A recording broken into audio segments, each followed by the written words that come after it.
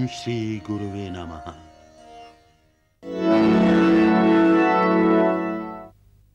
आज का आदमी जो है, अगर शराब की बात करें तो शराब पीना बुरा नहीं समझता और उसको यही लगता है, ज़्यादातर लोगों को यही लगता है कि ये तो स्टेटस सिंबल है। पैसा समझते हैं कि सभी शराब पीने वाले बुरे ही हैं, सभी शराब पीने वाले गंदे लोग ही हैं, तो वो कहना भी गलत होगा। लत से ग्रसित व्यक्ति है, जो शराबी है या जो एडिक्ट है, वो ऐसा पाया जाता है कि वो डिप्रेशन का मरीज है। जितने आप ड्रग लेने वाले व्यक्तियों को मिलेंगे, नशा लेने वाले व्यक्तियों को मिलेंगे, जब उन्होंने नशा नहीं किया होगा तो उनकी कन्विंसिंग पावर इतनी अच्छी होगी कि आप भी उनकी बातों में आ जाओगे।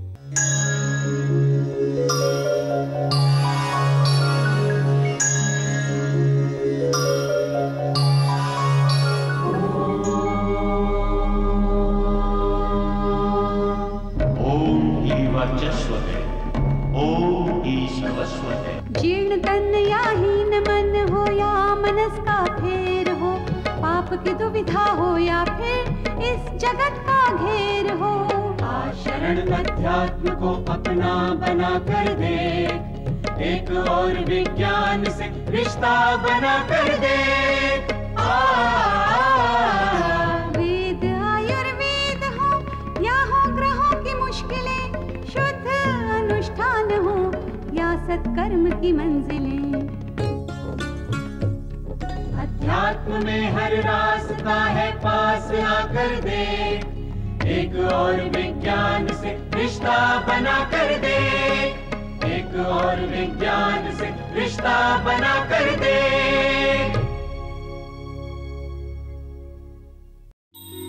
एक और विज्ञान जादू टोने की लचर बातों से दूर शुद्ध रूप से वैज्ञानिक पक्षों का स्वरूप है। इस कार्यक्रम में तंत्र द्वारा देह व परिवेश की शुद्धिकरण की मिलीजुली क्रिया का ज्ञान सब तक पहुंचाया जाएगा। यह कार्यक्रम तंत्र में अनिष्ट करने के पक्षों की भ्रांतियों को तोड़ते हुए इसके लाभकारी व शुद्ध भारतीय वैज्ञानिक पक्षों को उजागर करेगा। नमस्कार, एक और विज्ञान में दर्शकों, आप सभी का बहुत बहुत स्वागत है। जिंदगी को जीने की कोशिश में हम और आप सभी लगे हुए हैं और जिंदगी को अच्छी तरह से जीना चाहते हैं। हर एक पल को अच्छे से अच्छी तरीके से जीने के इस होड़ में कई बार हम कुछ ऐसी गलतियां कर जाते हैं जिसका मलाल हमें ताउम्र रहता है। न सिर्फ हमें बल्कि हमारे आसपास के लोगों को भी। जब इस जिंदगी को जीने की होड़ में हम ये भूल जाते हैं कि जिंदगी के सही मायने क्या हैं, इस जिंदगी को एक नशे की तरह लेते हुए हम और आप किसी न किसी लत के शिकार हो जाते हैं। वो नशा, वो लत, चाहे शराब का हो या ड्रग्स का, हमारे और आपके, हम सभी के लिए क्षतिकर है, नुकसानदायक है। कैसे इससे बचा जाए, अपनी जिंदगी को सही ढर्रे पर लाया जाए, इसमें आध्यात्म हमारी क्या मदद कर सकता है? आइए आज इसी विषय पर विस्तार से जानकारी प्राप्त करते हैं। और इस विषय पर रोशनी डालने के लिए हमेशा की तरह स्टूडियो में हमारे साथ मौजूद हैं हिज होलीनेस परम पूज्य श्री चामुंडा स्वामी जी महाराज। स्वामी जी, बहुत बहुत स्वागत है आपका। शुक्रिया परना जी। दोस्तों प्रणाम, नमस्कार। कमजोरी दोस्तों कोई भी हो, हम किसी भी चीज के गुलाम हो जाएं, दास हो जाएं, वो भी एक लत है, उससे हमें निकलना होगा। नशा जिंदगी का भी होता है, नशा प्यार का भी होता है, नशा सत्ता का भी होता है, नशा भक्ति का भी होता है, नशा ध्यान का भी होता है, नशा अपने प्रोफेशन का भी होता है। पर जब उस नशे के अधीन होने लगे आप, तो मुश्किल आ जाती है। आप संगीत के नशे के अधीन हो जाएं, संगीत का आनंद आने लगे, तो नशा बहुत अच्छा है। भक्ति का नशा शुरू हो जाता है, ऐसा नशा है जो कभी उतरता ही नहीं है, बहुत अच्छा लगता है। वास्तव में किसी चीज़ का गुलाम होना मूर्खता ही है। मेरे विचार में व्यक्ति भूलना चाहता है, व्यक्ति आनंद लेना चाहता है, व्यक्ति अपनी ज़िंदगी को एंजॉय करना चाहता है।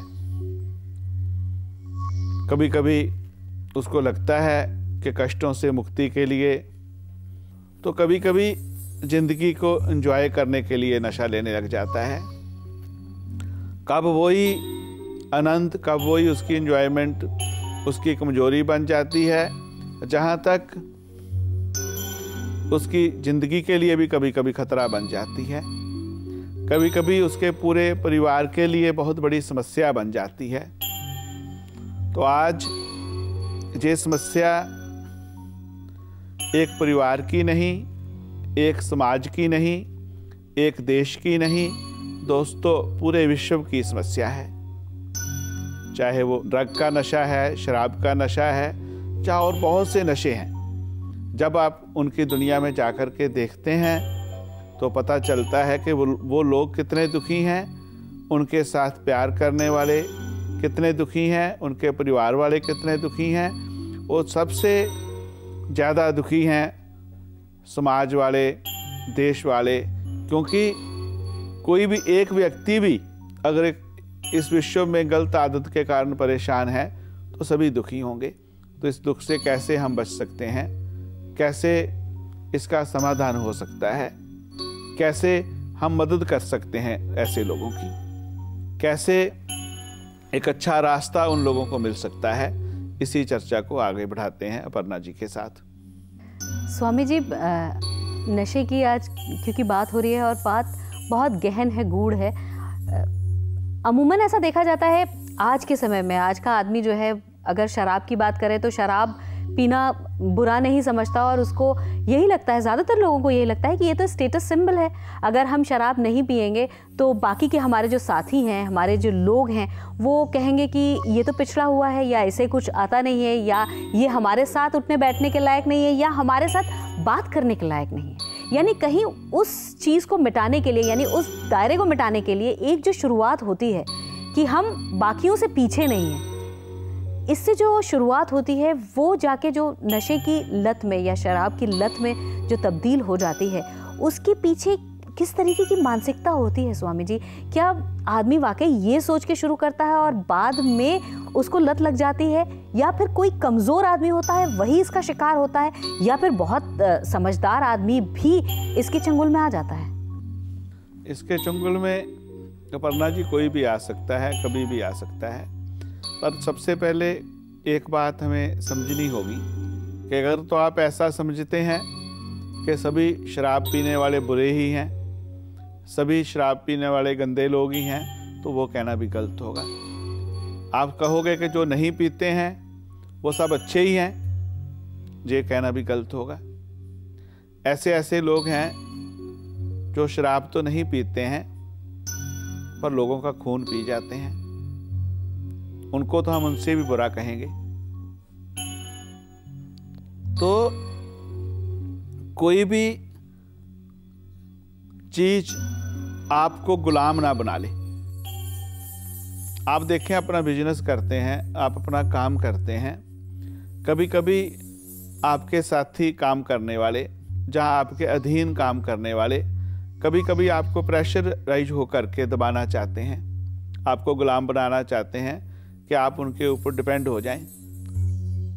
तो कभी कभी लोग ब्लैकमेल होने लगते हैं, वो भी आपकी गुलामी हो जाती है, और उससे आप दबते दबते कब के कब डिप्रेशन में चले जाते हैं, आपको पता ही नहीं चलता। ये सब चीज़ें आप लोग दोस्तों आते हैं मेरे पास तो मुझे पता चली। एक ऐसा शराब का नशा तो बेटा दिखता है, वो आपको गुलाम बना रहा है, आपके शरीर को ख़राब कर रहा है, आपके मन को ख़राब कर रहा है, आपके परिवार वालों को ख़राब कर रहा है, आप उसके गुलाम हो गए। तो कितनी चीज़ें ऐसी हैं जो दिखती नहीं हैं, आप अंदर ही अंदर जैसे लकड़ी को घुन लग जाता है, आपको खा रही हैं वो चीज़ें। तो आप अगर दोस्तों जीवन में तरक्की करना चाहते हैं, आप अपने जीवन को आनंद से जीना चाहते हैं, आप सच में कुछ बनना चाहते हैं, कुछ समाज के लिए, देश के लिए, विश्व के लिए करना चाहते हैं, तो किसी के गुलाम मत होना। कभी भी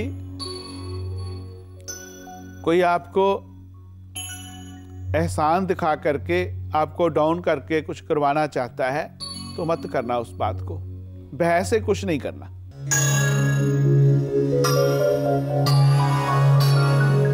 बहस से भक्ति भी नहीं करना, बहस से ज्योतिष के उपाय भी नहीं करना, बहस से मंत्र जाप भी नहीं करना।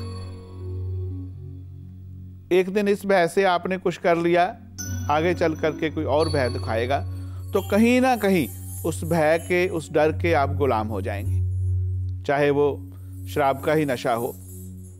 क्योंकि आपने पूछा ऐसा क्यों होता है, तो जैसे इसकी गहराई में गया तो मैंने पाया कि कहीं ना कहीं कोई डर, अननोन डर, अनकॉन्शियस माइंड में डर व्यक्ति को ज़्यादा नशा लेने पर मजबूर कर देता है। कभी कभी जानबूझ के आदमी इतनी ड्रिंक कर लेता है कि घर जाके बच्चों से बात ना करनी पड़े, वाइफ से बात ना करनी पड़े। कभी ऐसी गलती की उसने, फेस नहीं कर पा रहा परिवार को, तो 2-4 दिन के लिए ड्रिंक का सहारा लिया, एक दिन बचने के लिए, धीरे धीरे उससे बाहर नहीं आ पाया।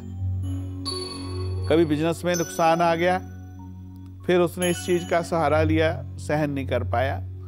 नौकरी से सस्पेंड हो गया, उसको सहन नहीं कर पाया।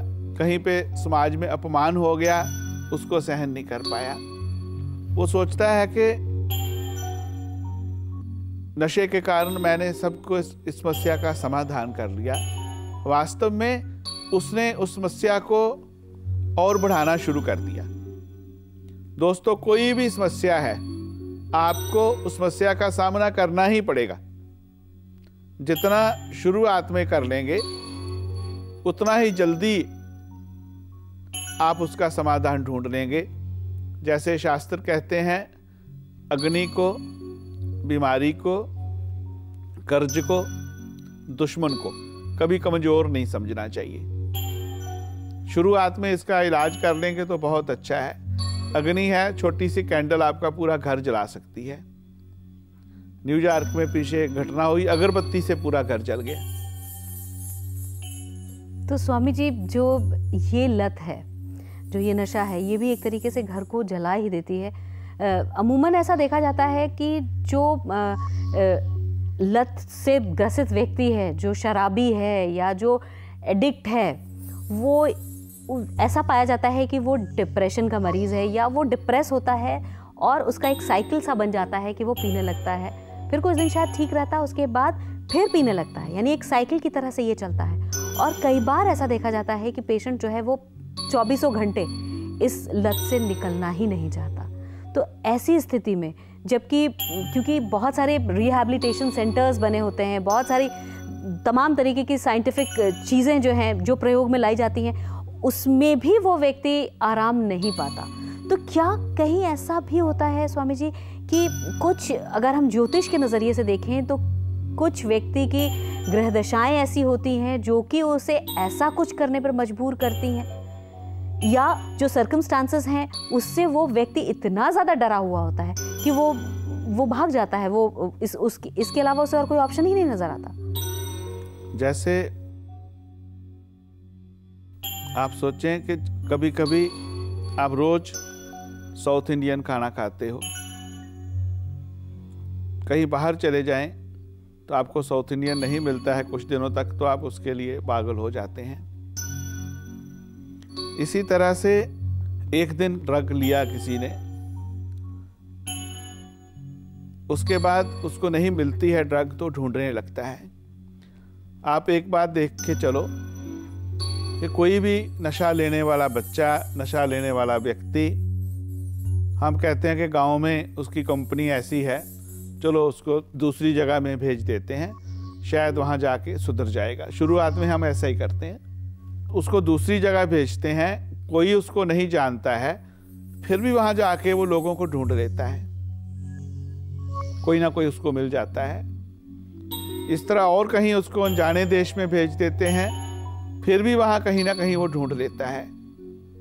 तो अगर वही व्यक्ति कुछ और ढूंढने में लग जाए, अपनी प्रगति के बारे सोचने लग जाए, अपने परिवार के बारे सोचने लग जाए, जिंदगी में कुछ करने के लिए सोचने लग जाए, तो क्या नहीं कर सकता वो, क्योंकि रिस्क ले रहा है वो। उसको पता है ड्रग लेते पकड़ा जाऊंगा तो जेल होगी, खाते पकड़ा जाऊंगा तो जेल होगी, मैं अपने शरीर का नुकसान कर रहा हूं तो मैं मर रहा हूं। और फिर वो इतने अच्छे ढंग से सबको मूर्ख बना देता है। जितने आप ड्रग लेने वाले व्यक्तियों को मिलेंगे, नशा लेने वाले व्यक्तियों को मिलेंगे, जब उन्होंने नशा नहीं किया होगा तो उनकी कन्विंसिंग पावर इतनी अच्छी होगी कि आप भी उनकी बातों में आ जाओगे। कहीं भी देखें आप, अपने फ्रेंड सर्कल में, दोस्तों के सर्कल में, समाज में, कहीं भी देखें, उनकी कन्विंसिंग पावर इतनी अच्छी होती है। मेरे पास कभी आते हैं, बोले स्वामी जी कल गलती हो गई, आज के बाद आपकी कसम खाता हूँ ऐसा नहीं होगा। वो कसम घर जाते जाते ही टूट जाती है। तो इसमें ग्रह दशा का तो असर होता ही है। कभी कभी जैसे कन्या लगन है, मिथुन लगन है, तो ये लोग बहुत कमज़ोर होते हैं।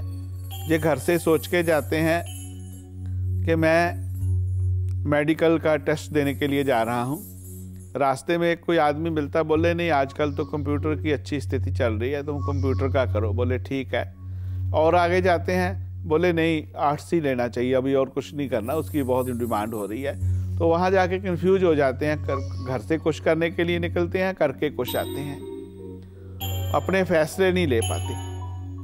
तो जब भी मैंने देखा कि नशा लेने वाला व्यक्ति नशे का गुलाम जब बना, तो वो इसी वजह से बना कि उसका मन कमज़ोर था, दूसरों के प्रेशर के नीचे आ गया, अभी निकल नहीं पा रहा। और जब उसको कोई बहुत फोर्स वाला व्यक्ति मिलता है कि ये नहीं लेना चाहिए, सुधर भी जाते हैं। आपने देखा होगा कभी कभी वो लोग कितने कितने दिन तक सुधरे रहते हैं, फिर वहीं की वहीं उसी स्थिति में आ जाते हैं। दोस्तों, शराब पीनी चाहिए नहीं पीनी चाहिए, अगर मेरी राय पूछेंगे तो मैं कहूँगा नहीं पीनी चाहिए। फिर भी ये आपकी स्वतंत्रता है, आपकी आज़ादी है, पर ये शराब आपको गुलाम बना ले अपना। आप शाम होते ही ढूंढने लगें, सुबह होते ही ढूंढने लगें, तो आपको भी कभी कभी शर्म आती है कि मैं कैसा हो गया, मैं तो ऐसा नहीं था। भगवान भी नाराज होता है कि बेटा तुम्हें ऐसा तो नहीं भेजा था मैंने, क्या कर लिया तूने जी। क्योंकि ये शरीर उसी की संपत्ति है, उसी का दिया हुआ उपहार है, हमें गिफ्ट है हमें, तो उसकी रक्षा करना भी हमारी ड्यूटी बनती है। कभी कभी थोड़ी सी चीज, जैसे क्या होता है, इतनी सी नेगेटिव चीज हम में है, अगर ग्रह नेगेटिव हुए तो नेगेटिविटी इतनी बढ़ जाती है। कहीं ना कहीं तो सब में ही है। जिसने कभी आज तक जिंदगी में नहीं पी, 70 साल का आदमी हो गया, 80 साल का हो गया, तो कभी ना कभी उनका भी मन किया होगा कि मैं पी के देखूं क्या होती है जी। आपने टच नहीं की होगी, आपके सर्कल वाले सब पीते हैं, कभी सोचा होगा कि पढ़ना देखें तो सही क्या होती है जी। मन होता है ना, मन तो सब कुछ करता है, मन तो सब कुछ भोगता है। और जब कभी नेगेटिव वक्त हुआ तो मन पे कंट्रोल नहीं रहा तो आप शुरू हो गए। अगर मन में कंट्रोल रहा, आपने मन को समझाया कि नहीं भाई नहीं, अच्छा काम नहीं है जी, निकल चल आगे, जहाँ नहीं रुकना। खराब ग्रह, खराब वक्त, खराब संगत, खराब परवरिश, सभी चीजें खराब करती हैं इस बात को। कभी कभी आप देखो, वरना कहते हैं माता पिता का असर पड़ता है ना। कुछ लोगों के सीखने की स्थिति की बात करता हूं, ऐसी बहुत सी फैमिलीज हैं। पिता बहुत ड्रिंक करते, बहुत ज्यादा ड्रिंक करते थे, बच्चा ड्रिंक को टच भी नहीं कर रहा। पूछा बेटे क्यों नहीं कर रहे, बोले पापा इतनी करते थे, उनको जिंदगी में इतनी परेशानी सहन करनी पड़ी, मेरी माँ इतनी परेशान रही, हम इतने परेशान रहे, मैं इसको नहीं टच करूँगा। सीखने की बात है उसकी। कोई दूसरा ऐसा भी है कि पिता बिल्कुल नहीं करते थे, बोले इन्होंने कभी जिंदगी में नहीं की तो क्या कर लिया, मैं तो पूरी जिंदगी को एंजॉय करूँगा। क्योंकि हम सभी तरह के तर्क ढूंढ लेते हैं। पर नशा नशा है दोस्तों, जिस परिवार के साथ हो रहा है उससे जानिए, उससे पूछिए कि कितना कष्ट होता है, कितने परिवार टूट जाते हैं, कितने घर टूट जाते हैं, कितनी जिंदगियां चली जाती हैं। तो दर्शकों, तंत्र में वो शक्ति है जो व्यक्ति को उसके अपने आप से सही पहचान करवाती है। नशा जो कि हम सभी को डराता है और उस लत से हम सभी बचना चाहते हैं, अपने अपनों को बचाना चाहते हैं। तो अध्यात्म वो मार्ग है जो हमारी आंखें खोलता है, सजगता देता है, सही राह दिखाता है। ज़रूरत है उस पर चलने की, अमल करने की। स्वामी जी, आज जो आपने बातें बताई, बहुत बहुत धन्यवाद। वर्णा जी, सच में जब नशे वाले लोग बेटे परेशान होते हैं, उनके परिवार वालों की बात सुनते हैं, उनको देखते हैं तो बहुत कष्ट होता है। दोस्तों, समस्या है तो निदान है, समाधान है। भगवान करे, मां करें कि ऐसी समस्या आए ही नहीं, आपको आ गई है तो अभी आप समझ गए होंगे कि घबराने की ज़रूरत नहीं है। आप स्वयं भी हेल्प कर सकते हैं और सच में मंत्र विज्ञान की शक्ति के आगे, मंत्र विज्ञान की ताकत के आगे नशा बहुत छोटी सी बात है, क्योंकि ये शक्ति इतनी शक्तिशाली है कि कोई भी नकारात्मक चीज उसको छू नहीं सकती। पर इसको करना होगा। जब तक आप करेंगे नहीं तो बात नहीं बनेगी, पर आप करें इसको, आगे बढ़ें, सुखी हों, संपन्न हों। इसी के साथ आपसे और वर्णा जी से इजाज़त लेता हूँ।